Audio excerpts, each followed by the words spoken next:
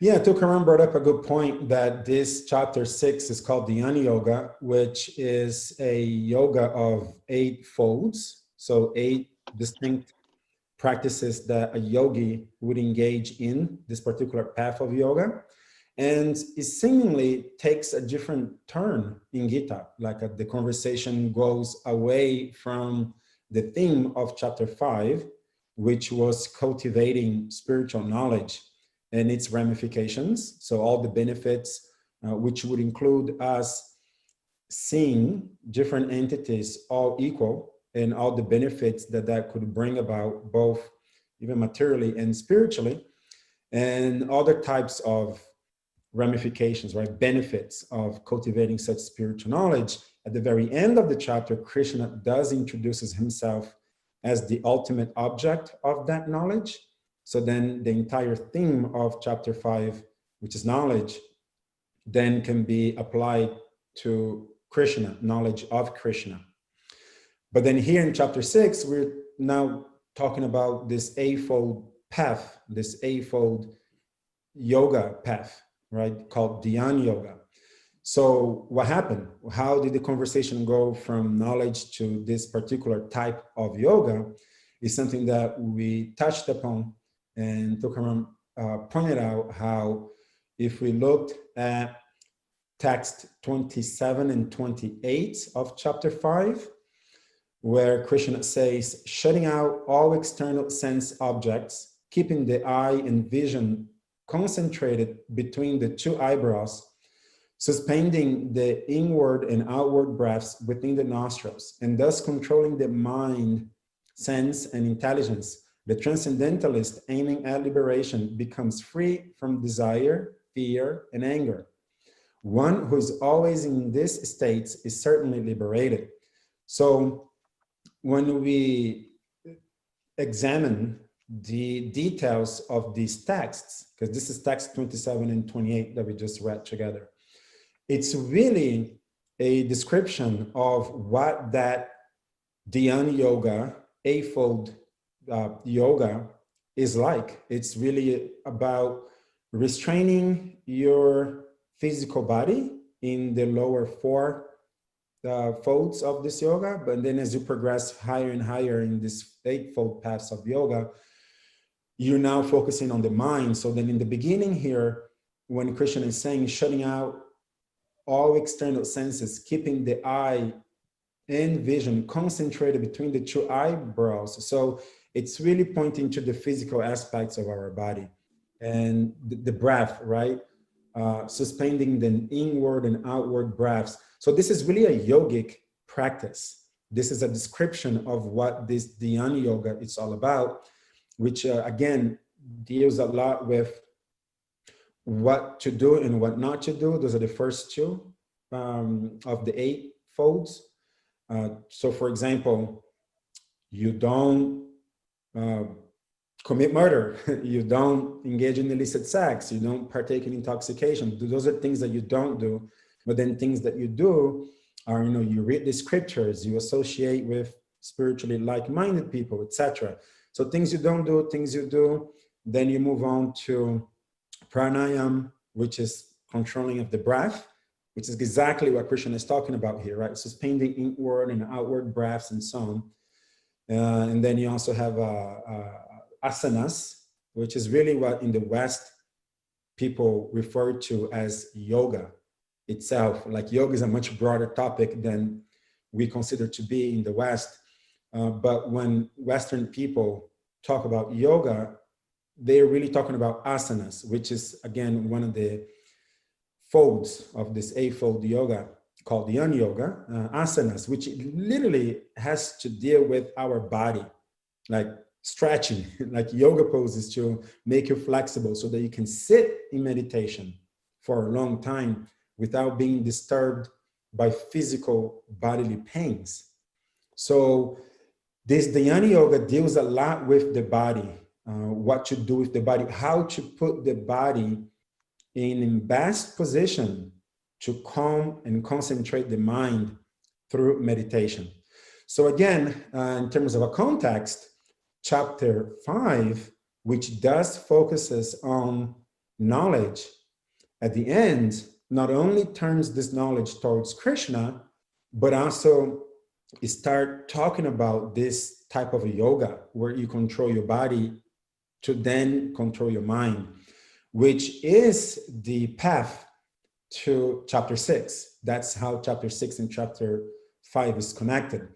I think it's interesting to point out also something that Tukaram brought up, how if we read the Old Testaments, for example, in the Bible, and also the New Testaments, that book is written by different people, right? It's the story as it relates to Jesus Christ in the New Testament, but then also Abraham, Noah, Adam and Eve, etc. In the King David, in the Old Testament, related to us by different people and their different understandings of these stories and these teachings, these sacred revelations. And therefore, it is almost expected that it is not going to be 100% cohesive, that one person who is writing a particular book on the Bible has a different, slightly different understanding than another person. Like say, for example, the 12 apostles of Jesus Christ, they all have a different interpretation of Christ. There's the synonymous gospels, right? Mark, Luke, John, and Matthew, I believe, where they're more like each other, but then Mark is a little bit more different. Is that correct? Did I get that right, Kim? Yeah, those are the first 4 books in the New Testament. I don't know the nuances of about Mark being different from the others. So I think it's either Mark or John. I forget now. But one of them has a pretty different view from the other 4, right? Or the other 3. And again, to the point of cohesiveness, they're saying the same story, but from their point of view. So you can see how the story is not going to be linear. But now in Bhagavad Gita, the speaker is Krishna. And Krishna should be able to hold his thought cohesively for the time frame. It is said that it took Krishna to speak Bhagavad Gita to Arjuna, that it took him 45 minutes. So Krishna, God, should be able to concentrate and focus on his thoughts for 45 minutes, especially if he's the only speaker and if he's speaking to just one person.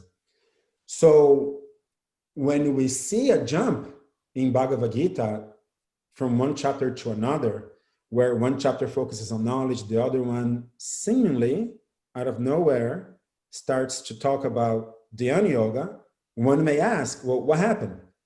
Like, why is this not being linear or cohesive? Why is it like the Old Testaments and the New Testaments, where we're talking about one thing in one chapter and then seemingly something completely different?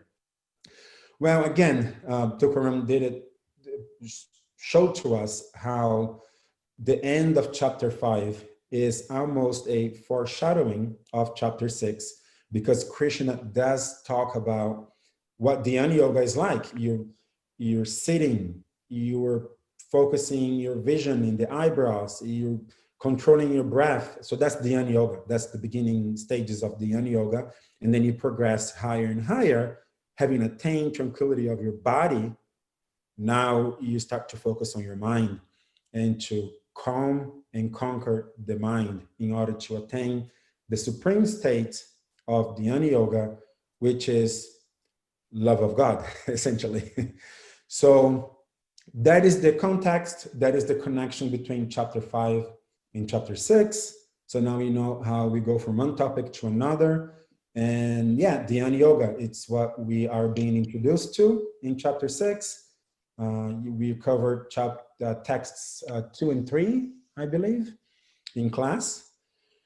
And I think that's a good context for today's class. What are your thoughts so far, Kim? yeah, thank you. You really summed up nicely how we did move from the end of chapter 5 into chapter 6. So I thought I did not notice that connection. I thought it was also interesting that Tukra mentioned that originally the Bhagavad Gita didn't have any chapters.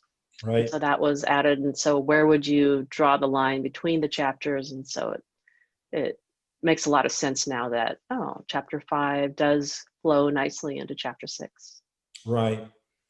Because it is just one conversation, right? One person talking to another. So you can't out of nowhere start talking about something that doesn't relate. They have to be somehow related to one another, right? Yeah. Yeah. Okay, so now text 2, chapter 6, text 2. Would you like to read that, Kim? Oh, sure. What is called renunciation, you should know to be the same as yoga, or linking oneself with the Supreme. For one can never become a yogi unless he renounces the desire for sense gratification. And then text 3, for one who is a neophyte in the eightfold yoga system, work is said to be the means, and for one who is already elevated in yoga, cessation of all material activities is said to be the means. Yeah, this is quite interesting. Text 2, what is called renunciation, you should know to be the same as yoga.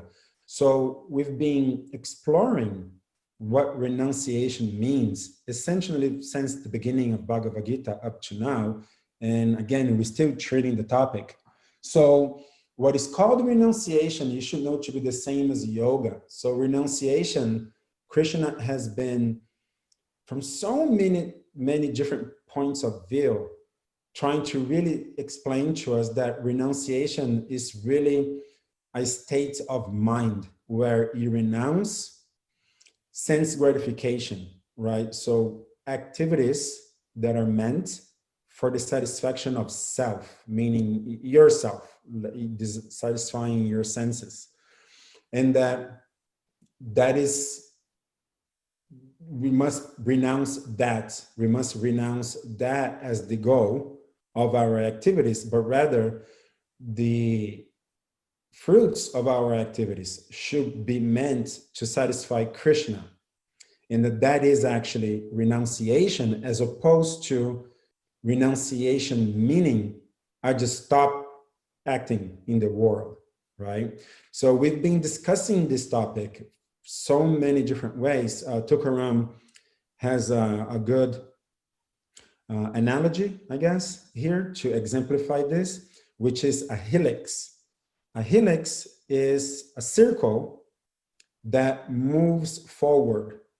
So a circle can be redundant because it's just going around and around and around, and it's not really adding anything new. It's just a circle going around. But if you introduce motion to this circle, even though you are in a circular way talking about the same topic, nevertheless, you are progressing forward with that topic. So that is what a helix means. So it's been this helix-like renunciation study. We've been studying renunciation from so many different perspectives. It is nevertheless renunciation, and what does that mean? Because after all, Krishna is talking to Arjuna, who wanted to renounce his duty as a fighter and leave the battlefield. And then now Krishna has, in a helix-like fashion, has been talking about what renunciation really means. And which doesn't mean to renounce your duties. You should never renounce your duties, but rather renunciation means you renounce the desire to enjoy the fruits of your duties yourself, but rather you give up the results of your activities for the satisfaction of Krishna. And that is true renunciation, which sometimes contrasts to yoga in the sense that yogis they're known to be more engaged in the world. And therefore, this text is quite interesting because Krishna is saying what is called renunciation, you should know to be the same as yoga.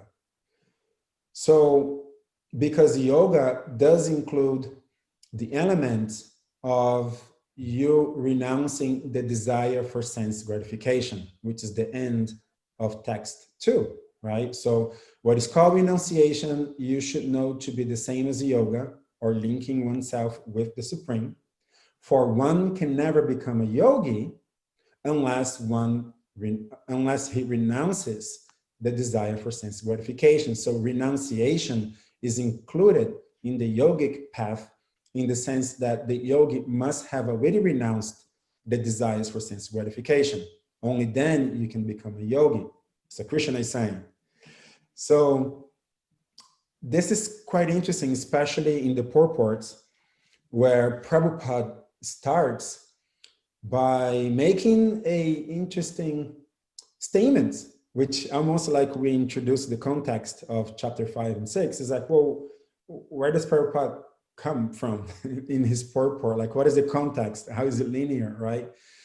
Prabhupada says, real sannyas yoga or bhakti means that one should know his constitutional position as a living entity and act accordingly.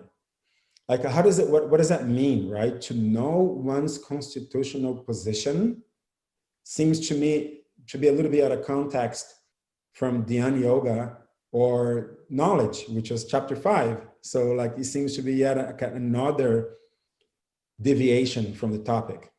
But is it, right? I don't think it is. In fact, I think it's brilliant, because what Krishna is communicating here is renouncing the desire for sense gratification. Well, in the surface, it seems a lot easier. It seems that it's a lot easier to say it than to do it. Easier said than done, right? A lot easier said than done. How can I renounce the desire for sense gratification? If you really think really deeply, contemplate this topic, right? With a calm state of mind, which is really pursuing truth, trying to extrapolate what is the value from this text. Well, let's analyze that from that platform. The desire for sense gratification is all inclusive, because you have senses. That means your eyes, the things you see.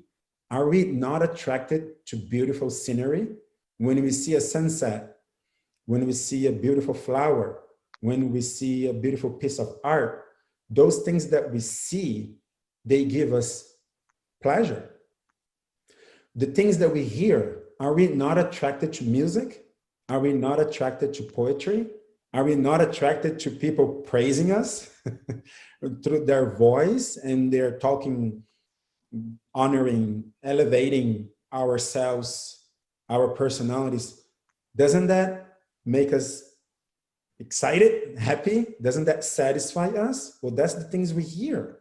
How about the things that we smell? Are we not attracted to the smell of a perfume or a cologne, or the ocean, or the rainforest, or a rose? Those things pleases us. And how about the tongue? Like, are we not attracted to good food, foods that taste good? Are we not attracted to talking all the time, and most of the times talking nonsense, superficial garbage that just creates more confusion and quarrelsomeness in this age of Kali in which we live? Most people can't control their tongues. They're constantly engaged in gossip, which leads to no benefit of anybody or anything. So those are the two functions of the tongue, right? To taste and talk. So are we not constantly engaged in these things? And how about our sense of touch? Don't we like to feel cozy now that it's getting cold? Or don't we like to feel the spring winds through our skin in a nice sunset? Those are, and what to speak of sexual intercourse, right? That's the ultimate touch, sense enjoyment. So are we not all attracted to these things? Aren't these things the things that we live for, in one sense? And what to speak of the mind? Because again, in Eastern philosophy, theology, the mind is also a sense. So intellectual pleasures, I just got a new degree, I just purchased a new home, I'm just being praised by somebody, right? Those are all pleasures of the mind, more subtle, but nevertheless, sense gratification, because the mind is a sense in the philosophy that we are studying here. So outside of that, what else is it? What else do we do?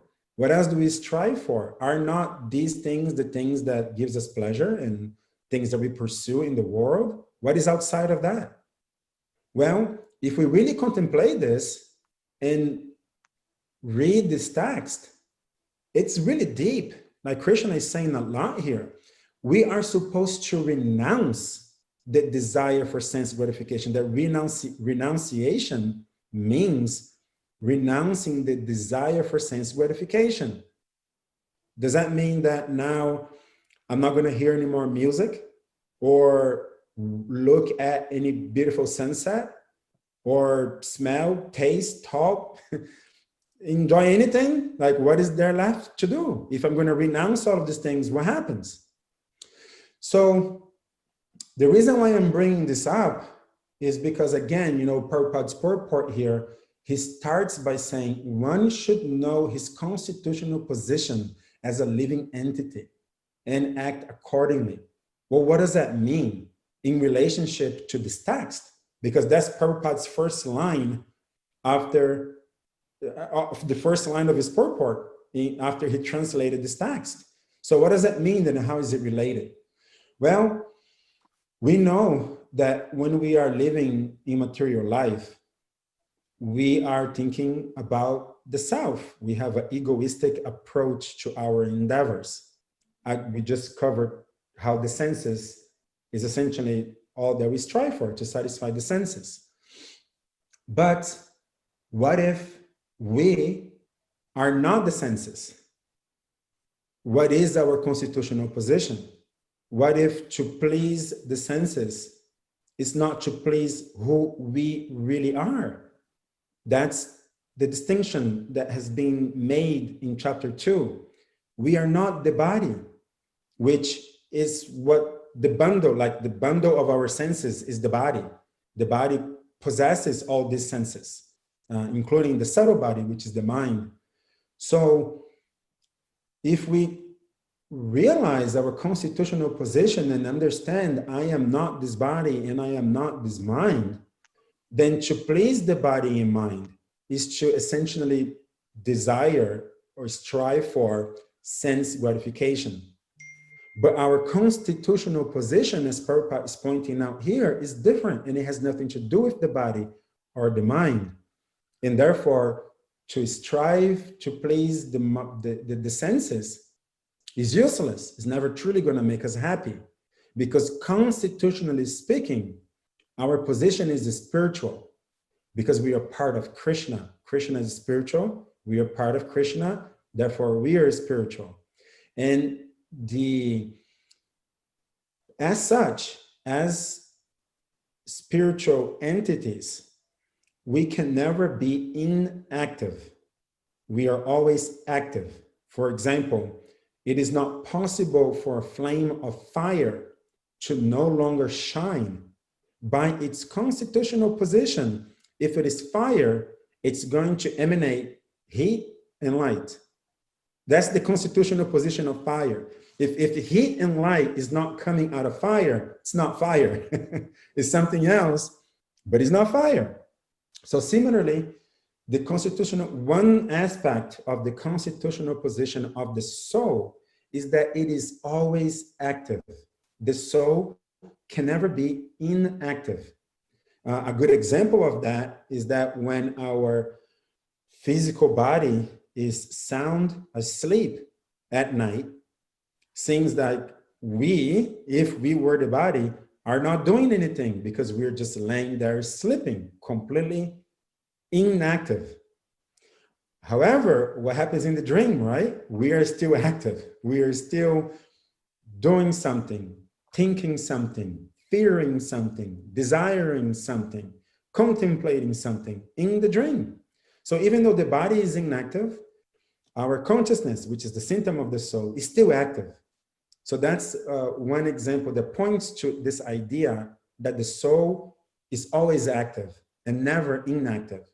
Well, that being the case, the soul is always going to act for something.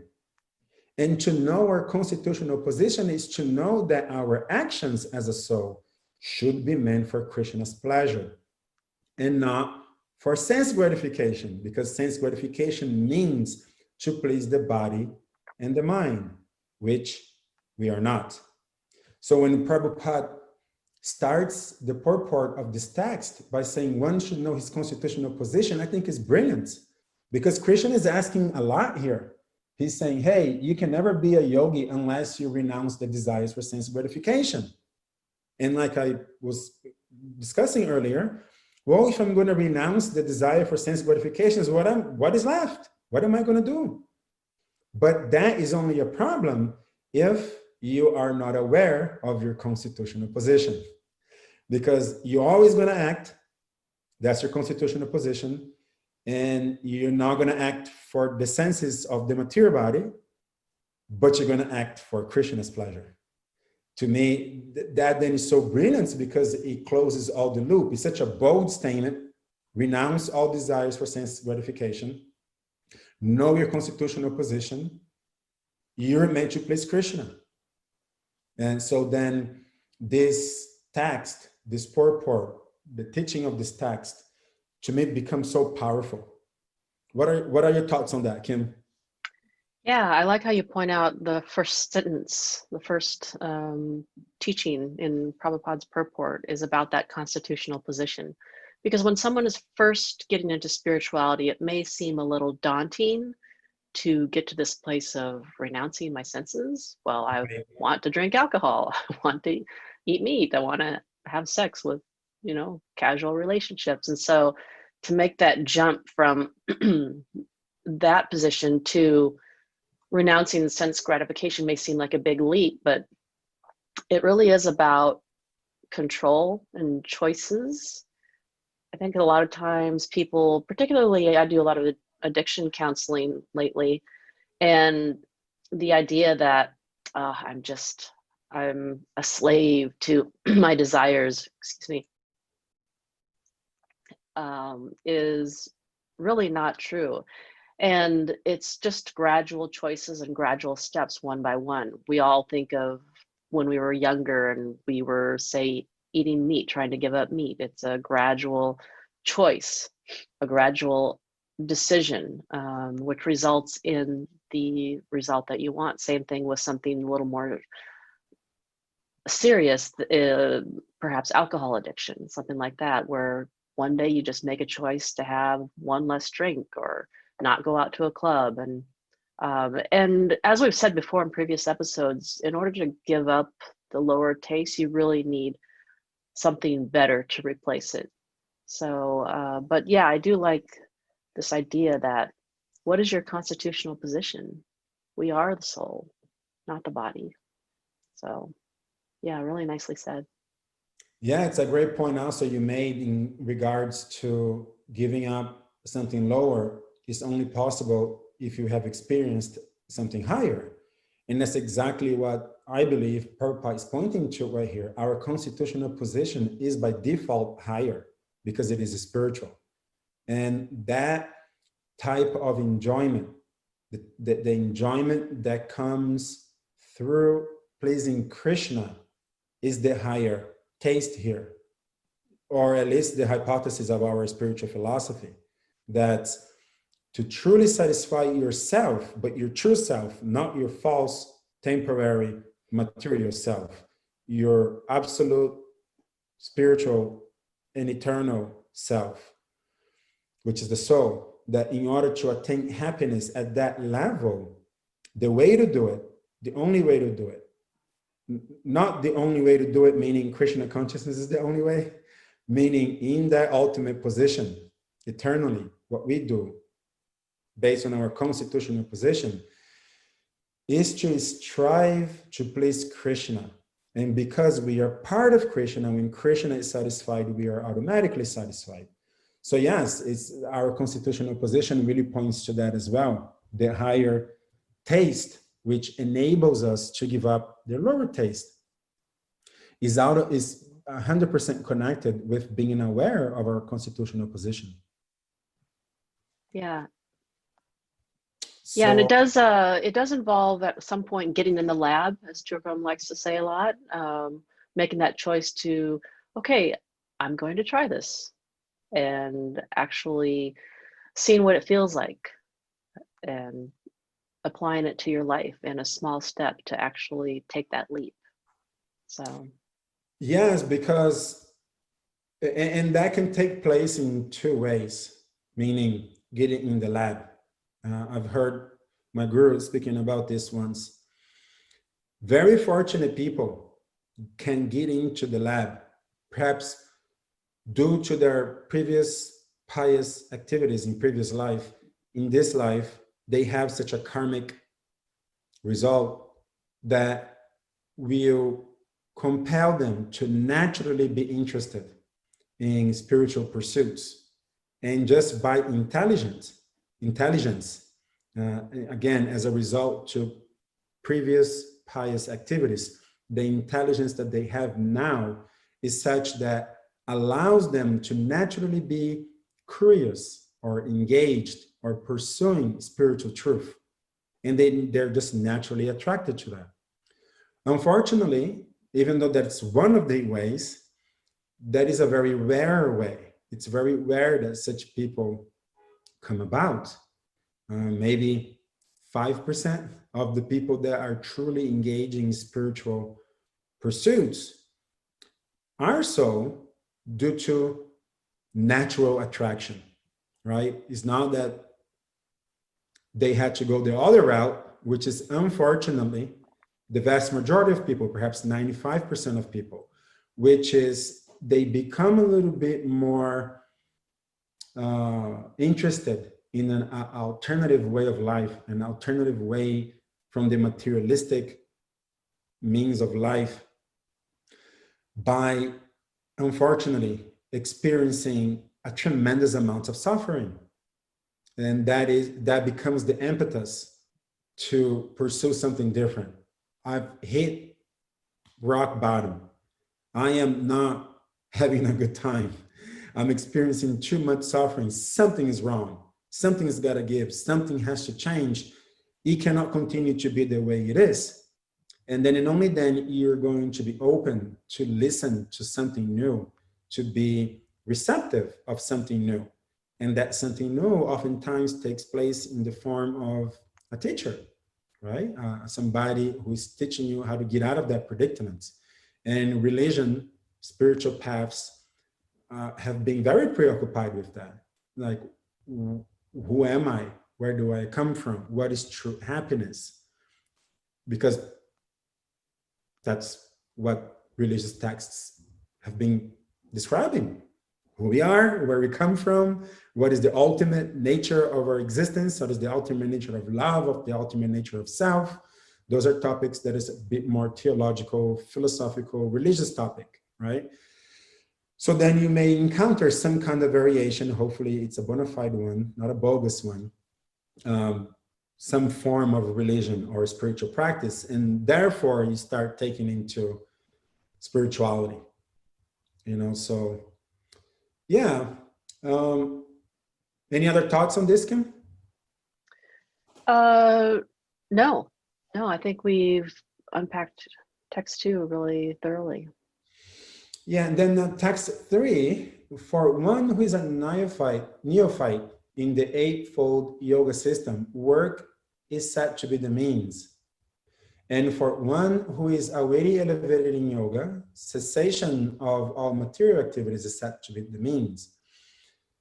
So it seems to me that Krishna is really describing this yoga system, Dhyāna-yoga system, as a ladder with many steps, that when you first start on this path, you're going to be engaged in certain types of activities, or perhaps capable of engaging yourself in certain types of activities. But then as you become more seasoned, as you become more sincere, and as you make progress, then you're going to have a different experience. Again, because the very text itself is pointing to that, right? In the beginning, it's going to be like this, but then you're more elevated, it's going to be like that. It's going to be something slightly different. What I also think is very interesting here, by reading Prabhupada's purport, is that Dhyāna-yoga has as its main objective to control the mind, because the mind keeps us from understanding our real constitutional position as parts and parcel of Krishna and attaining happiness through pleasing Krishna. Our mind prevents us from having that realization because our mind is saying, no, I want to see that beautiful thing. I want to taste that yummy thing. I want to hear that beautiful thing, which is directed at the self, the body and the mind, the material body and the mind. So it really keeps us distracted and keeps us fearful. That's where anger comes from, right? A lot of it takes place in the surface of the mind. And these things are all traps. They keep us trapped in material illusion, material existence. So Dhyāna-yoga has as its main objective really to control the mind. Krishna will say here in chapter 6 so beautifully that for one who has conquered the mind is the best friend. And for one who has failed to conquer the mind will remain one's worst enemy. So again, if you control the mind, and then now your mind is just clear, it's like glasses that allows you to see through. It doesn't add, it doesn't subtract, it doesn't obfuscate your vision, but rather it allows you to have clear vision. So similarly, if the mind is transparent like that, it allows you to see that truly you're having a material experience, but you are a spiritual being, because that mind is fully controlled and it is not agitated by the attractions of material existence, by the desires of material existence. So Dhyāna-yoga, it's really a yoga system dedicated to controlling the mind. And that's really all there is to it. Even the physical exercises of the beginning of this process is ultimately meant for you to control the mind, because you're going to have to sit there in a yogic-like position and meditate, which means to focus the mind for a long period of time. And therefore, you're going to have to be comfortable sitting there for a long time. And therefore, you engage in asanas, which is what, again, we call yoga in the West.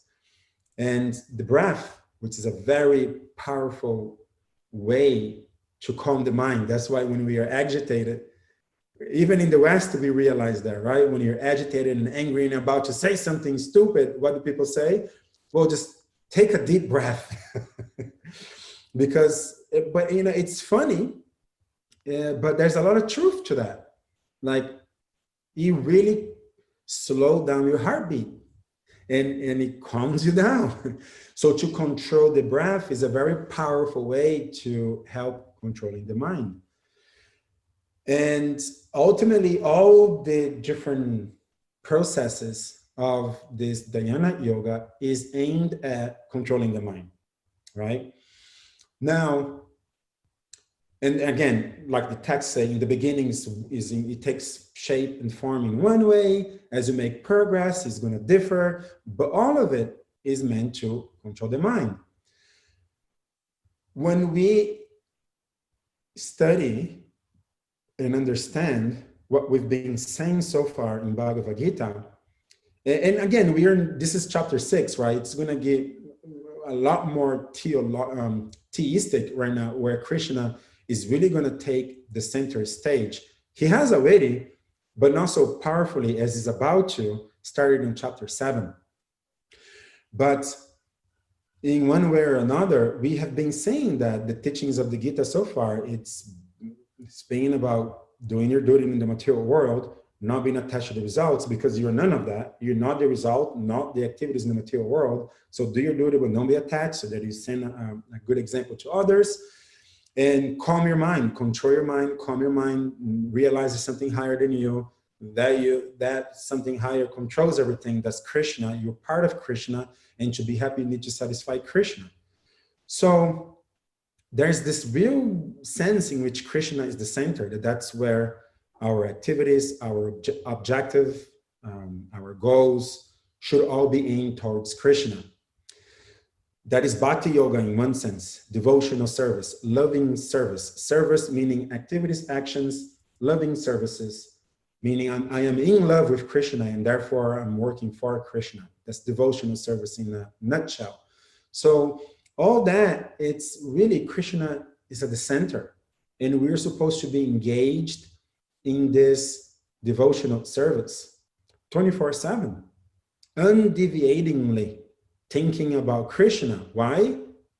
Well, because we love him, not because I am some kind of super altruistic person who truly only wants to engage in some kind of philanthropic work and I care about others. No, I am just thinking about Krishna and working for Krishna because I love him. And I cannot help but to think about anything else. I cannot help but to do anything else except for those things that are ultimately going to directly or indirectly please Krishna. Well, let's study that. What is that mindset like? You mean to say that undeviatingly, 24/7, my mind is absolutely controlled to the extent that all I can think about is Krishna, and all of my actions are guided towards pleasing Krishna?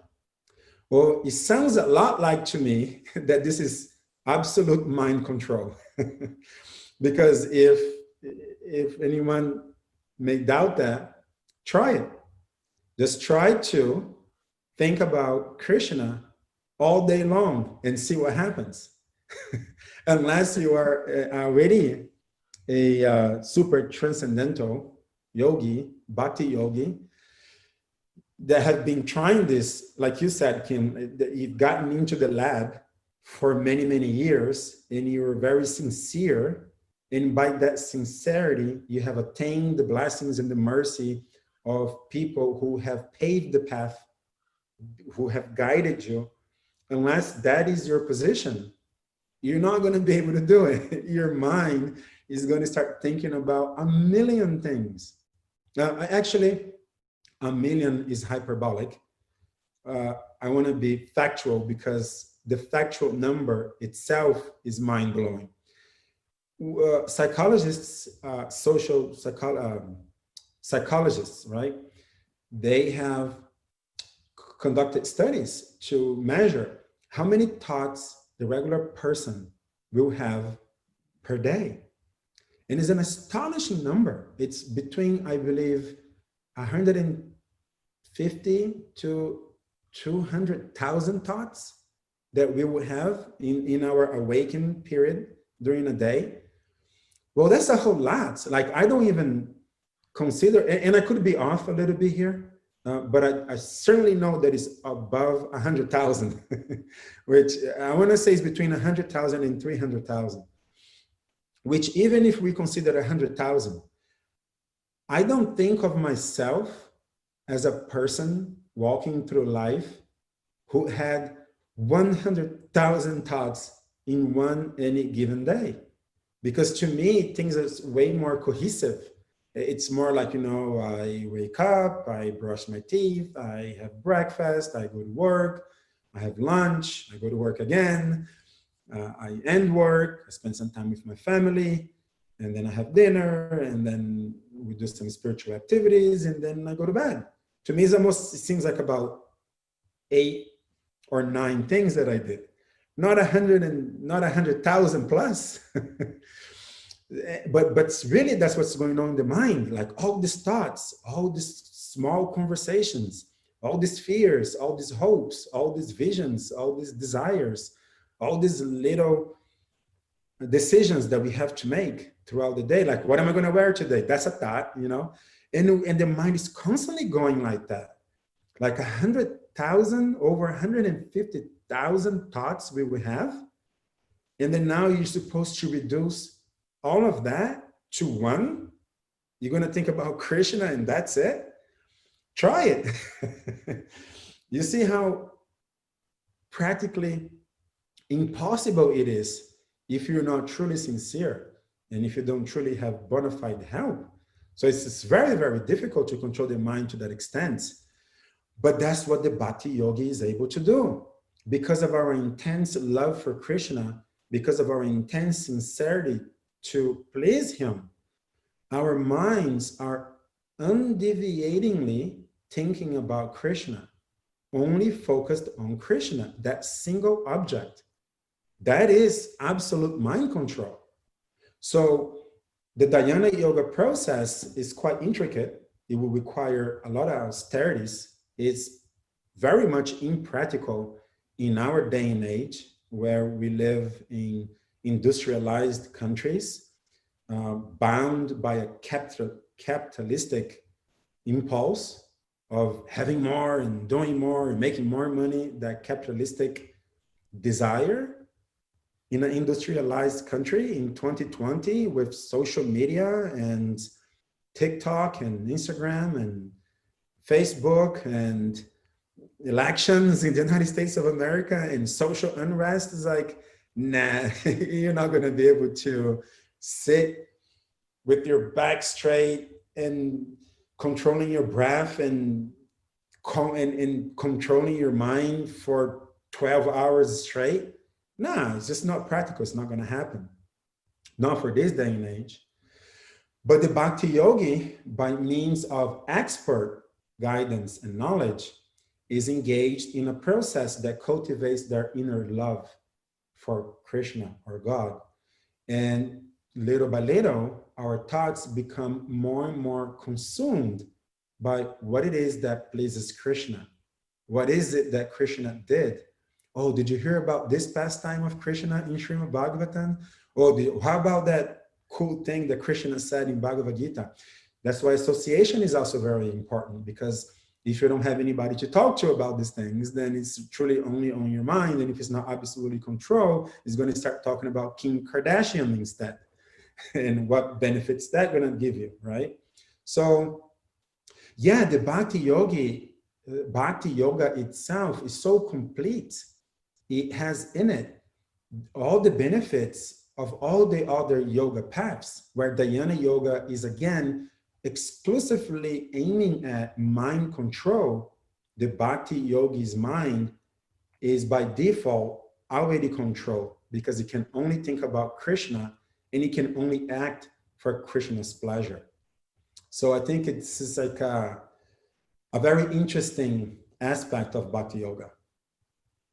Yeah, I liked what you said about controlling the mind, like the process of going from Kim Kardashian obsessed over to, oh, thinking about Krishna's pastimes and thinking about what you're going to do later in service at the temple and that sort of thing. And so, yeah, mind control. It's interesting to me that people, based on people that I've talked to in the past, they do not like to meditate because they feel, well, my mind starts racing and then I'm not meditating properly. Like they have this idea that, oh, when I sit down and meditate, I'm going to have complete mind control. And then if I don't do that, then, well, I'm not elevated enough to meditate.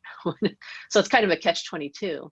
Whereas like this purport where Prabhupada ends with the sentiment of always thinking about Krishna and being constantly engaged in service, and that, you know, that ceasing all material activities. There are different, I once went on a Vipassana meditation retreat where in Vipassana, the idea is you focus on different areas of the body to empty the mind, where the ultimate goal is to just not think about anything and control the mind. And I like this idea of why do that? It seems so pointless to me when we are a soul and we come from God, from Krishna. It seems very natural to me that we would want to eventually circle back around to remember God, remember Krishna, remember our origins, and to think about him. You know, some people, when they meditate, they like guided meditations because it keeps their mind busy. Well, what a perfect way to keep the mind busy than thinking of Krishna. So yeah, I really liked the purport for text 3. So. And there's a lot in what you said here, because to empty your mind, first of all, it's not practical or possible. Like if you try to sit there and not think about anything, like you can't do it. It's not practical. It's not going to happen. Like I heard that somebody approached the Dalai Lama and said, you know, I am, how did it go again? Something about being consumed by sexual desires. like I'm always thinking about sexual activities.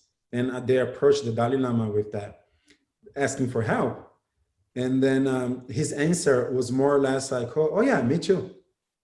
And the person was like completely bewildered, but I was like, wow, you're the Dalai Lama. Like, how is that possible? It's like, well, that doesn't mean that I'm going to act on it, or that it is the vast majority of my thoughts, or that it consumes my activities, but it's the nature of the mind. It's restless. It's always distracting us. It's always taking us here and there. Going back to our constitutional position, the constitutional position of the soul is to be active. So to stop activities by emptying the mind is unnatural. So it's not going to happen. The soul is always busy doing something.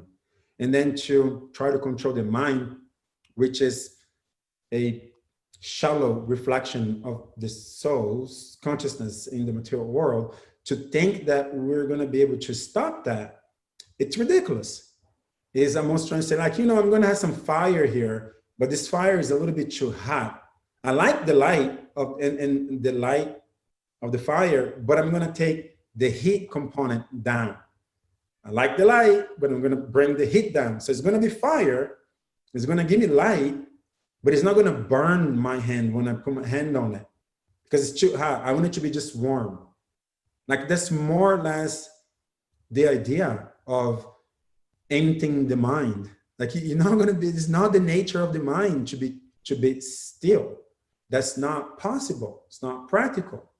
But rather, if my constitutional position is that I am a part of Krishna, like you said, then what's more natural than to think about Krishna, than to act for Krishna's pleasure, which makes me happy, right? So that's natural, and therefore is practical. It's not easy. It's definitely not easy, but it's certainly more doable. In fact, later on in this very same chapter, when Krishna is really talking about controlling the mind, because again, this chapter is on Dhyāna-yoga, which is about controlling the mind, Arjuna responds and he says, hey, Krishna, this system that you have elaborated on seems to be impractical. For to control the mind is more difficult than to control the wind, for the mind is very restless. That's Arjuna's objections to Krishna, to which Krishna responds, you're right. It is very difficult to control the mind, but it is possible with suitable practice, right? So that's the idea, suitable practice. Not that we're going to stop the mind, but we're going to control the mind in a suitable way, in a practical way, in a way which doesn't take us away from our natural constitutional position, but rather it focuses us on our natural constitutional position, which is to think about Krishna and place Krishna. So it's all very practical and it's all very doable. It is not easy, but it is doable if we are sincere. And then we can start experiencing that higher taste little by little, which will intrigue us more and more. And that is spiritual progress. That is the path of self-realization. Not that we go through a gateway and we come out on the other side as enlightened as Buddha or Jesus Christ, walking around. No, it's a journey, little by little. Like, let's say, out of my 150,000 thoughts of the day today, maybe 100 of them were about Krishna.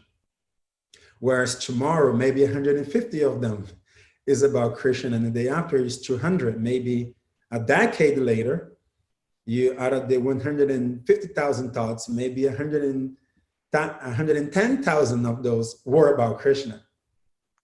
Where ultimately you get to a point where you always think of Krishna and you always act for Krishna, which is Krishna's ultimate instructions in the Gita. I don't mean to be a spoiler here. It is going to be an interesting journey to get there, but Krishna's ultimate instruction in Bhagavad Gita is always think of me. Always engage your actions to me. So always is not hyperbolic. It is not figuratively, but it's literally always think of me because you love me. so much, and your mind is so controlled, and you know your constitutional position. It's a win-win-win-win situation. Because you win because you're happy. Krishna wins because he has you, he loves you. Krishna not having you hurts him. It's the only thing that hurts God. The fact that we are misusing our free will and treating ourselves like suffering living entities in the material world. We are agreeing to that position. That hurts Krishna. But because he cannot take our free will away and take us out of here, he allows us to be here. Well, it hurts him to see us hurting, and it hurts him to not have our love. So Krishna wins. We win because we are in our natural constitutional position and we are truly happy. And everybody around us win because they're going to realize this guy's different. He's doing this spiritual trip and he's happy, and I'm doing the material trip and I'm miserable and I'm in depression. I am more and more dependent on some kind of intoxication just in order to get by. So everybody around you wins, you win, Krishna wins, the whole universe wins, right? So it's suitable and it's practical, and it's always thinking of Krishna. That's his ultimate instruction in Bhagavad Gita, actually. Yeah, this conversation reminds me of one of the earlier lectures I heard at the Laguna Beach Temple. It was with Indradyumna Swami, who's one of the gurus in our tradition. And he was talking about chanting and encouraging people to try chanting and try dedicating their life to Krishna. And he said, you know, why not just try it out in this lifetime? Dedicate your life to Krishna, see what happens. It's just one lifetime out of many. It's such a short lifetime. What have you got to lose? And that actually really compelled me. And so I thought more about this chanting thing. And he said that when you're first starting to chant and maybe your mind is going all over the place, the spiritual sound vibration is so powerful such that you will be connecting to Krishna. You're chanting with your intelligence is what he said. And so I think about that often when, what is natural is when you're chanting. And so for anyone who's new to our tradition, the new listener, we chant what's called the Maha Mantra, which is basically just the holy names of God, chanting that a certain number of times. And yeah, when I was first starting to chant, you and I had this conversation today where I told you, my mind starts wandering, but then I reel it back in when I catch myself. And you made an interesting comment to me that I've never forgotten, that when we actually make the effort to bring our mind back to the words, the names of God, what we're chanting, Krishna appreciates that more. And I think that's along the lines of what you just said about God is a person. God can be hurt by us when we reject him, and God can experience exponential love when we come back to him. So I really appreciated when you said that to me. I don't know if I ever mentioned that to you. Well, I'm happy I heard somebody telling me so that I could tell you.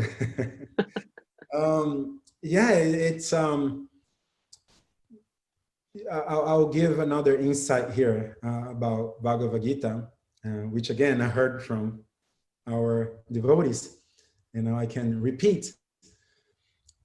Throughout the Bhagavad Gita, Arjuna will address Krishna as different names. They are all very much due to context. So for example, when they're talking about battling and like going against, like being a brave warrior in the battlefield, Arjuna was called Krishna, say, oh, Keshava, which means there's a Keshi demon, which was a horse demon, and Krishna kills that demon. This is a story in Srimad Bhagavatam. So due to Krishna's killing of the Keshi demon, Krishna is known as Keshava, the killer of the Keshi demon. That's one of the means, that's the one of the meaning behind the name Keshava. So then when Arjuna wants to tell Krishna, hey, you're killing the adversaries too, then he says, oh, Keshava, to say, he who engages in killing the adversaries, right? Or he'll say, oh, Madhusudana, or oh, something. So he always addresses Krishna based on a context that would be more appropriate for what it is that the conversation is about that particular time. There's a part also where Arjuna addresses Krishna as he who did engage. Now, hold on. How's that one again? Oh, I forgot that one. It'll come to me soon. But anyways, Arjuna addresses Krishna by a particular name given the context of the conversation.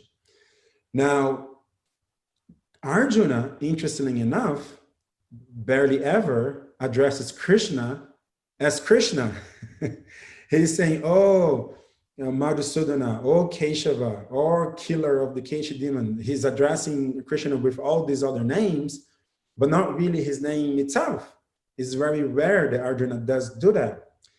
One of the times that Arjuna addresses Krishna as Krishna is within this chapter, within the context of controlling the mind. That's one of Arjuna's argument to Krishna, that, hey, to control the mind is too difficult. And then he says, oh, Krishna, to control the mind is so difficult. Because like you said, the sound vibration of the name Krishna itself is the most powerful sound vibration that allows one to control their minds. So when the context is about controlling the mind, Arjuna so brilliantly addresses Krishna as Krishna, because it is that sound vibration itself which, when meditated upon, helps us controlling the mind. So our Maha Mantra that you mentioned is nothing but Krishna's name. And that is the object of our meditation, because when you say meditating, it automatically implies you're meditating on something rather than nothing. So to meditate on nothing, it's also nonsensical. It's not only not practical and not doable and not possible, but it's also quite nonsensical, because you meditate on something. It's not that you meditate on nothing.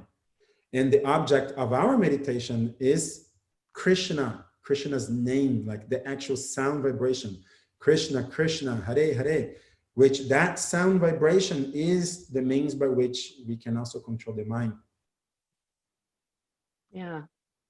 Yeah, wonderful. All right, well, we are at the end of our time.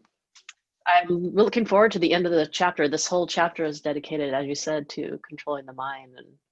And yeah, it's something we all need to hear to help us in our journey. So thank you, Tadeo, very much. And thank you to the listener for tuning in. And we look forward to talking with you next week. Haribol. Haribol.